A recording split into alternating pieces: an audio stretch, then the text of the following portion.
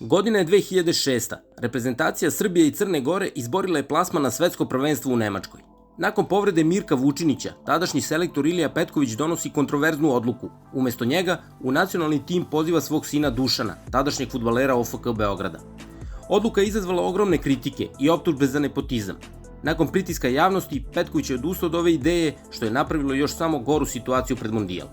Na svetskom prvenstvu reprezentacija Srbije i Crne Gore doživela je potpuni debakl. Izgubila je sve tri utakmice od Holandije, Argentine čak 6-0 i Obale Slonovače, pa je završila poslednje u grupi bez osvojenog boda. Godinama kasnije Ilija Petković je priznao da se kaje zbog cijele situacije i rekao: "Pogrešio sam što ga nisam poveo, ili što se bar nisam sa njim vratio. Kad već pucam, da puknem kako treba. Ovako sam pukao ni tamo ni vamo." Pišite u komentarima, da li je Ilija Petković napravio najveću grešku kada je pozvao svog sina ili je javnost bila prestroga. Ako vam se dopao ovaj video, kliknite like, share, subscribe.